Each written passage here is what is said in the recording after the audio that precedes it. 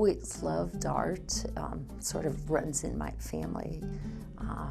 It was what got me through high school. If it wasn't for art, I think I would have had a difficult time getting through. I got a grant from Island Arts to start pastel painting. And so for the past 3 years, I have been concentrating mostly on pastel, but I also paint in water-based oils. I do quite a few paintings of the lake, and this painting right here is something that I did from the dock in front of my house. So this is a view of the Adirondacks, and I paint a lot of flowers too, but mostly landscapes. Mostly I do plein air.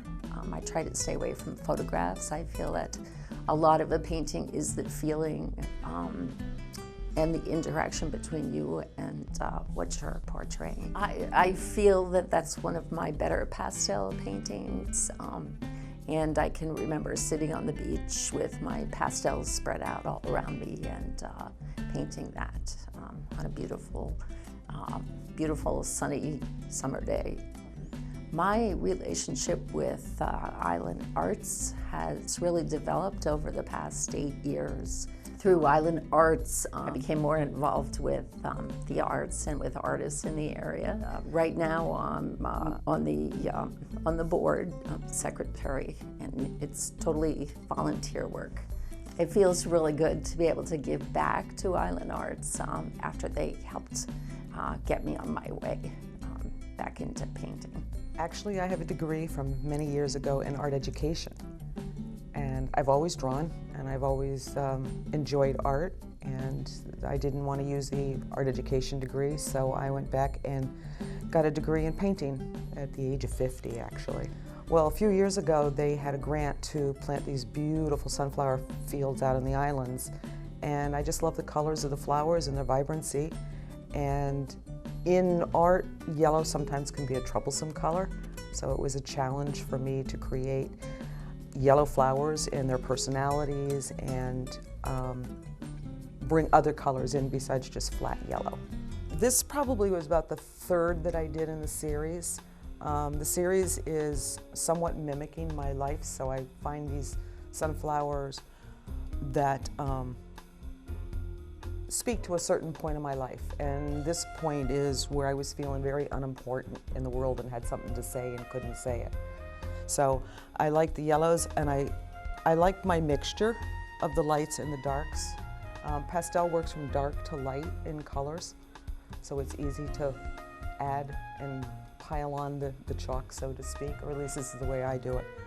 So I like the serenity of this, and yet this says, stop, I have something to say, and please listen to me. Island Arts has been a huge supporter of mine. My family's from the islands, but I have only moved up here about 5 years ago, and it took me 25 years to get up here finally. So yeah, no, Island Arts has been a huge supporter of mine. I enjoy teaching this as well. I enjoy passing on this knowledge to young people or to women my age or to people who think, oh, I can never draw, oh, I can never paint. I love to prove them wrong. I've probably always been an artist, but I used to think that you had to have something that was usable to be, to produce, to have an excuse to produce artwork. But in 1992, I took the Women's Small Business Project, realized that the hand-painted clothing I was doing was not going to fly without a big influx of cash. So a friend of mine named Carol McDonald, which most people probably in the community know, invited me to do a monotype workshop, and I became completely obsessed with printmaking.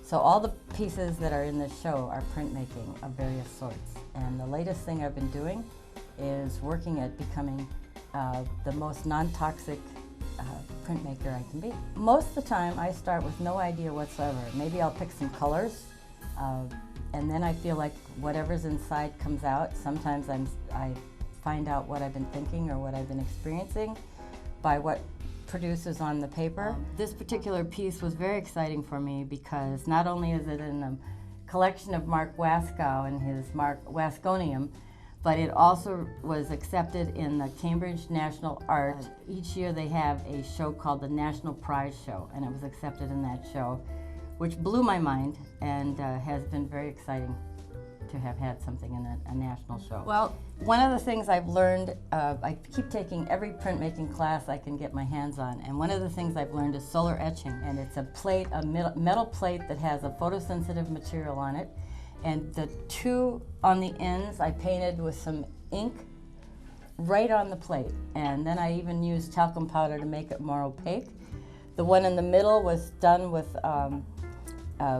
every mark I could put on a piece of mylar and then put on the plate and then expose. And then it goes into a water bath, and as you're wiping it off with a brush, anything that didn't develop will wash away, and anything that did creates these images on the plate. I'm teaching a lot of printmaking classes, and this summer I'm going to have the opportunity to teach printmaking up in the islands. And what I'm going to be teaching is Jello prints. So island arts, to me, because I live in Burlington, it's kind of an extra step for me to be moving out of Burlington, which is great, and I'm really looking forward to the opportunity to be teaching up there. I've been an artist just about all of my life. As a young man, I was one of the people who hung around in the art scene in Boston. I spent probably 5 years away from being an artist. I got married, had a kid, and was living in the Rocky Mountains. And I didn't have a way to make a living. And I started making candles, and I started selling them. They were carved. They were unique. Later, when I came to Vermont, I went into making small metal sculpture, which devolved into jewelry. I was the first Church Street craft seller. When I began to work on this particular piece, it was a red oak root that the oak had fallen over, and this piece was exposed. And I took it home and I looked at it for about a year, and as I worked with it, I began to conceive of it as a depiction of Eve. There is some evidence that there were more than 2 trees in the Garden of Eden, or in the way that people originally conceived it. And so this is, at this point, the 7th tree in Eden, or my depiction of it. The ideas about it don't really matter all that much, because the important thing to me is just working with the wood and bringing out the basic qualities of its grain and hardness, and places where its growth has been irregular. What I do is just to find out where the design is and begin to follow the design rather than to make it happen precisely as I had originally conceived it. I'm more interested in finding the faces, bodies that are already in what I'm working with. So I can't tell you what originally interests me in a particular piece of wood, except that once I start working with it, lots of other things start happening. Part of it's in the nature of the wood.